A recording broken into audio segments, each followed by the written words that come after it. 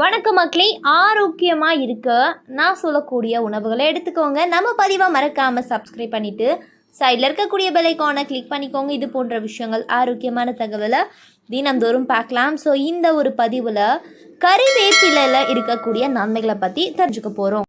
கறிவேப்பிலை கொலஸ்ட்ரால் அளவை குறைக்க உதவுது. கறிவேப்பிலை ஒருவருடைய ரத்தத்தில் உள்ள கொழுப்பின் அளவை குறைக்க உதவக்கூடிய பண்புகள்லாம் கொண்டிருக்கு அப்படின்றாங்க.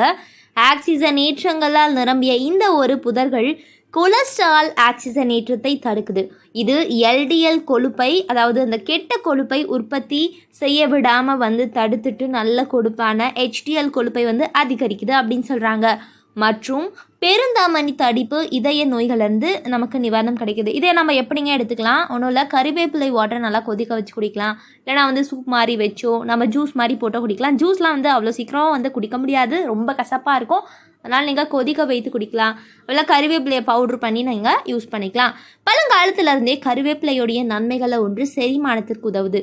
கடிப்பட்டா ஆயுர்வேதத்தில் மிதமான மலம் விளக்கியாக பண்புகளை கொண்டிருக்கு அப்படின்னு சொல்லிட்டு பயன்படுத்திட்டு இருக்காங்க. அதுக்கப்புறம் கல்லீரலுக்கு கறிவேப்பிலை ஆய்வின்படி இலைகளில் உள்ள டானின்கள் மற்றும் கார்பசோல் ஆல்கலாய்டுகளில் வலுவான எப்டோ பாதுகாப்பு பண்புகள் இருக்குது.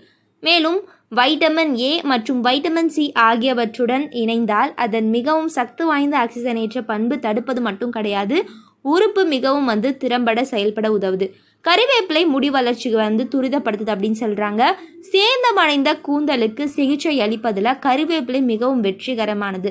தளர்வான முடிக்கு துள்ளல் சேர்க்கிறது. மெல்லிய முடி தண்டுக்கு வலுவூட்டுகிறது மற்றும் முடி உதிர்கிறது. இது தவிர இலைசாறு, அதுக்கப்புறம் பார்த்திங்கன்னா நிறைய தொற்று நோய்களுக்கு எதிரியாக இருக்குது. பூஞ்சை எதிர்ப்பு செயல்பாட்டை நிரூபிக்கிறது. அதனால தான் பொடுகுக்கு சிகிச்சை அளிக்க அதை பயன்படுத்திட்டு இருக்காங்களாம். அடுத்த விஷயம், கண் ஆரோக்கியத்திற்கு கறிவேப்பிலையில் கரோட்டினாய்டு நிறைந்த வைட்டமின் ஏ நிறைந்திருக்கு. இதனால் கார்னியா சேதமடையும் வாய்ப்பை குறைக்கிறது. வைட்டமின் ஏயின் குறைபாடு இரவு பார்த்திங்கன்னா குருட்டுத்தன்மை, பார்வை இழப்பு மற்றும் மேகம் உருவாக்கம் உள்ளிட்ட கண் கோளாறுகளை ஏற்படுத்தும். இதனால் இலைகள் விழித்திரையை பாதுகாக்க வைத்து பார்வை இழப்பிலிருந்து பாதுகாக்கிறது அப்படின்னு சொல்கிறாங்க. கறிவேப்பிலை பாக்டீரியாவை நீக்குகிறது. கார்பசோல் ஆல்கலாய்டு பார்த்திங்கன்னா ஆக்சிஜனேற்ற பாக்டீரியா எதிர்ப்பு மற்றும் அலர்ஜி எதிர்ப்பு பண்புகளை கொண்ட கலவைகள்.